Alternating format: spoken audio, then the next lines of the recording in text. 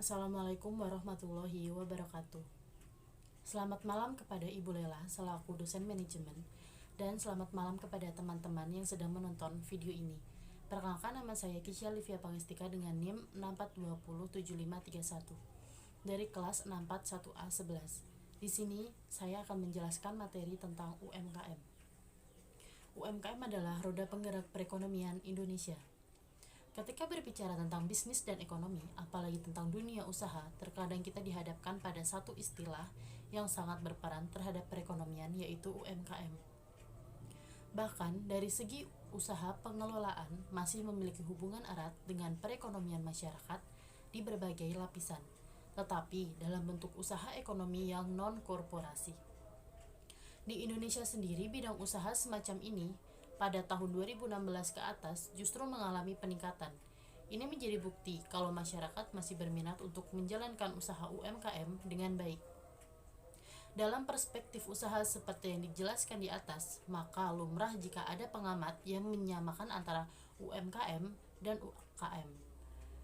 Padahal, jika dianalisis lebih mendetail, sejatinya keduanya memiliki perbedaan yang sangat signifikan, terutama jika peninjauan diarahkan pada segi lingkup usaha serta hukum yang menjadi regulasi keduanya. Pengertian UMKM. Untuk poin pengertian UMKM, penjelasannya akan saya bagi menjadi dua, yaitu pengertian UMKM secara umum dan ada pengertian UMKM menurut para ahli. Pengertian UMKM secara umum. Pengertian UMKM secara umum adalah singkatan dari usaha mikro, kecil, dan menengah, yang mana ini merupakan satu model baru dalam kegiatan perniagaan atau perdagangan. Ada juga yang mengartikan bahwa UMKM adalah suatu usaha perniagaan yang pengelolaannya dilakukan oleh individu atau perorangan, serta badan usaha dengan lingkup kecil yang lebih dikenal dengan istilah mikro. Pengertian UMKM menurut para ahli. Ada beberapa para ahli yang ikut mendefinisikan pengertian dari UMKM. Ini dia beberapa di antaranya. Yang pertama ada Rujito.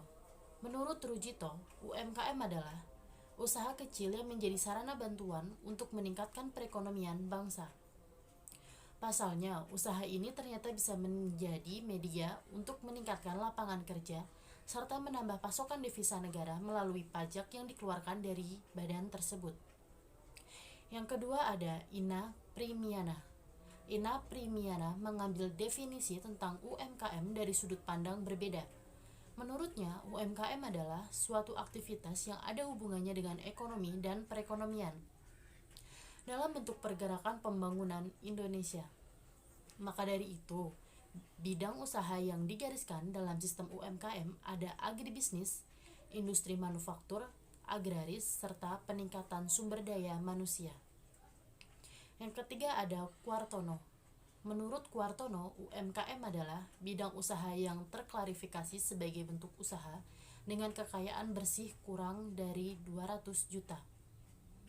Dengan kalkulasi penghitungan kekayaan tersebut disesuaikan dengan omset atau laba penjualan dalam periode tahunan yang diterima oleh perusahaan. Yang selanjutnya ada kriteria UMKM. Kriteria UMKM maksudnya adalah sebuah badan usaha bisa disebut dengan UMKM jika memiliki ciri-ciri atau karakter tertentu. Ini dia kriteria yang dimaksud. Yang pertama ada usaha mikro. Kriteria yang masuk UMKM pertama adalah usaha mikro, yaitu suatu usaha atau perusahaan yang memiliki aset bersih usahanya kira-kira 50 juta per bulan. Biasanya untuk usaha jenis ini, kekayaan yang berupa bangunan maupun perusahaan yang menjadi tempat usaha tidak masuk dalam kalkulasi. Selain itu, usaha mikro memiliki ciri-ciri tertentu, seperti belum pernah melakukan administrasi keuangan yang sistematis, sulit mendapat bantuan dari perbankan, barang yang dijual selalu berubah-ubah, serta bentuk usahanya relatif kecil. Sedangkan contoh UMKM yang termasuk ke dalam kriteria usaha mikro adalah warung kelontong, peternak ayam, peternak lele, tukang cukur, dan warung nasi serta usaha yang sejenis. Yang kedua ada usaha kecil.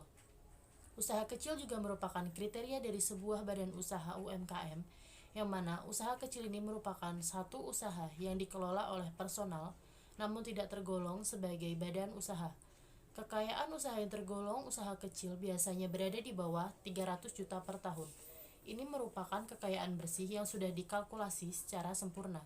Usaha kecil juga memiliki ciri-ciri tertentu, yaitu tidak memiliki sistem pembukuan, kesulitan untuk memperbesar skala usaha, usaha non-ekspor-impor, serta masih memiliki modal yang terbatas.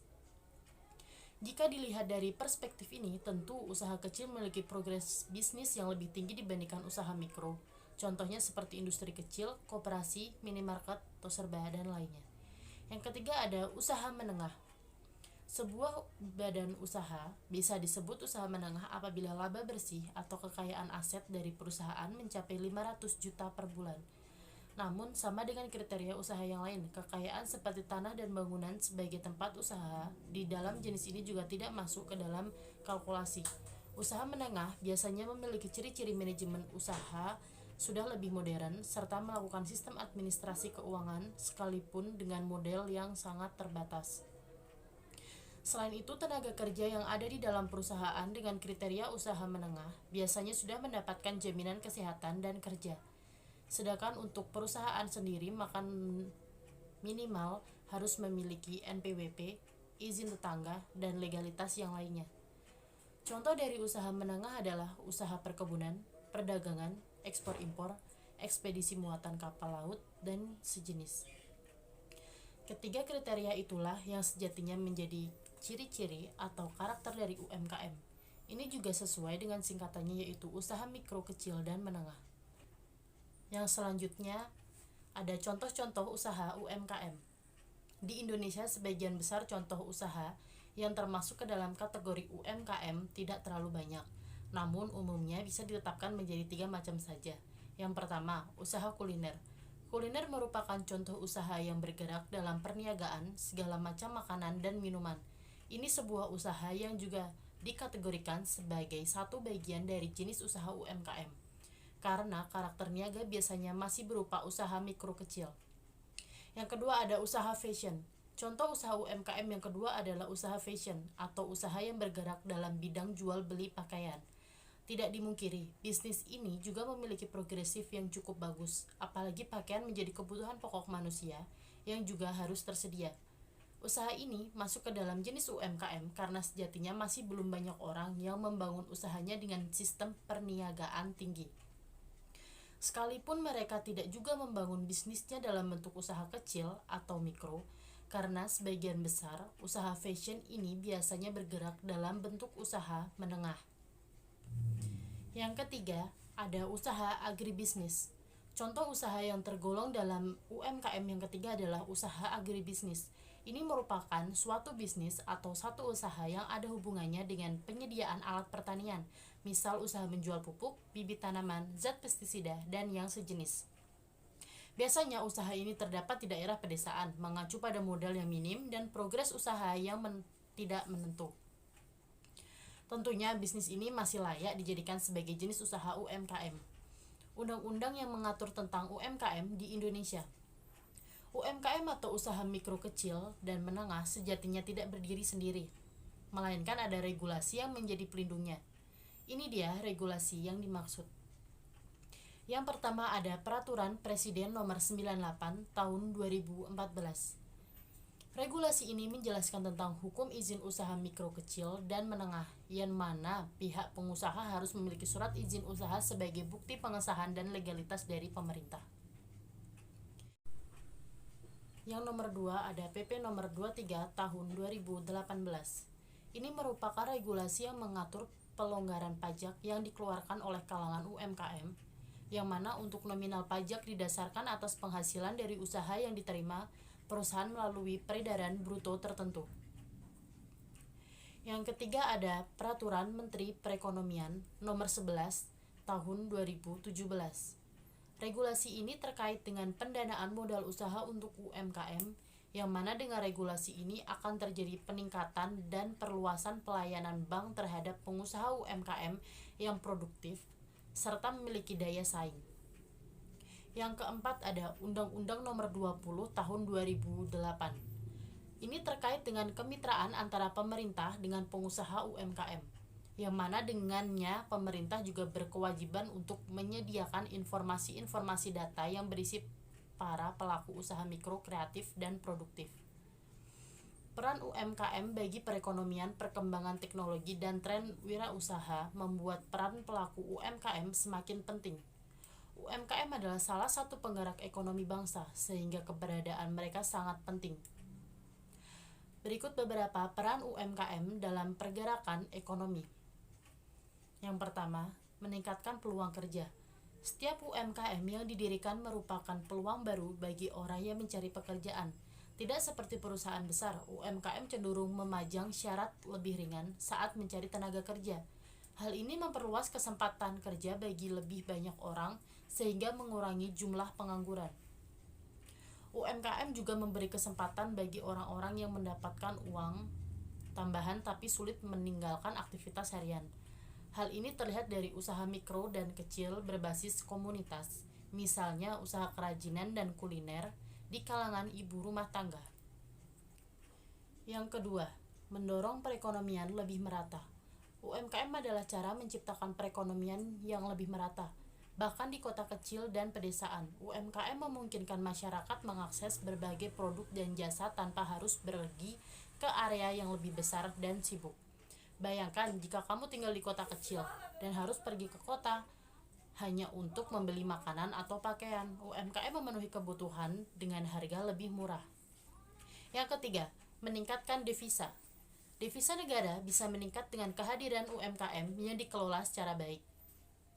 Devisa bisa datang dari berbagai sumber, mulai dari hasil ekspor produk ke pelanggan luar negeri hingga penjualan produk lokal ke pengunjung atau pembelanja asing, misalnya lewat kios daring. Yang keempat, mendorong perekonomian dalam periode sulit. Sifat UMKM yang fleksibel sekaligus sangat vital membuatnya ideal sebagai pendorong perekonomian saat situasi sulit. UMKM merupakan sektor yang terus berjalan ketika krisis moneter menghadap Asia Tenggara, termasuk Indonesia pada tahun 1997 saat pandemi Covid. Banyak pengusaha UMKM yang menjual produk yang dibutuhkan masyarakat dengan sistem online, mulai dari makanan, masker kain, alat rumah tangga, hingga mainan dan buku. Yang kelima, ada memenuhi kebutuhan secara tepat. UMKM biasanya lebih paham kebutuhan masyarakat sekitar, yang dihasilkan sesuai dengan kebutuhan menggunakan bahan baku yang diperoleh dari lingkungan terdekat atau produsen lokal. Hal ini memberi keuntungan bagi masyarakat setempat yang menjadi konsumen. Cukup sekian penjelasan materi UMKM dari saya. Apabila ada salah kata maupun salah pengucapan, mohon dimaafkan. Semoga materi ini bisa bermanfaat untuk kita semua. Terima kasih. Wassalamualaikum warahmatullahi wabarakatuh.